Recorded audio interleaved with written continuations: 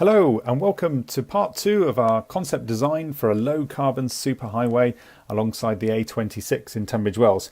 It's something that we think would encourage more people to walk, cycle or even electric scooter around our town, especially over those short distances. Before I get started, just thought I'd show you a photograph of what a superhighway could look like. This one is in London. Normally they're somewhere between 2.5 metres and 3 metres wide, and this one has a half a metre buffer between it and the main carriageway. So for part 2 we're going from Woodbury Park Road to Somerset Road.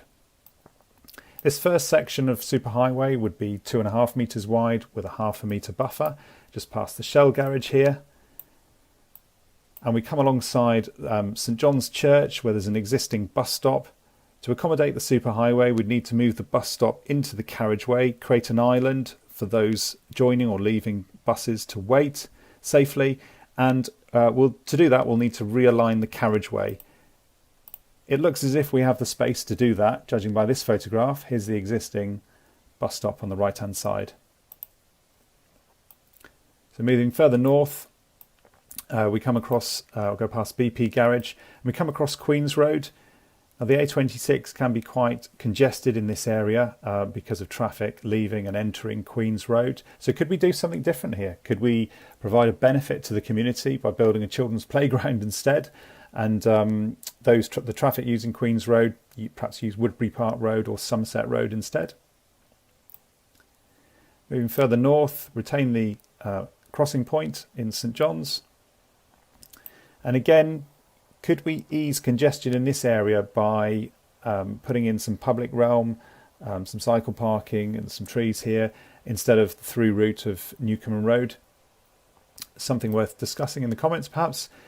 And we move on to Sainsbury's Local, and we know that we have 4 or 5 car park spaces outside Sainsbury's here, so we need to look at a more detailed design about how those cars can enter and leave those spaces, and just make sure that all the users on the pavement and the superhighway kept nice and safe. Moving further north, the street space starts to increase after Culverden Down, so we're able to squeeze in now a 1 metre buffer between the superhighway and the carriageway. And past Skinner's School on the right hand side here, the buffer width is increasing again because we've got a lot more street space. Existing bus stop here which we've had to move slightly further to the north, and again just added in these crossing points of the superhighway. And then we get to the end of part 2, which is Somerset Road, and again we've just applied the same principles we did at Woodbury Park Road, which is give drivers plenty of visibility, bring the junction out into the A26, and by doing that we can allow the superhighway and pedestrians to pass safely behind this first car here, leaving Somerset Road. So that's the end of part 2.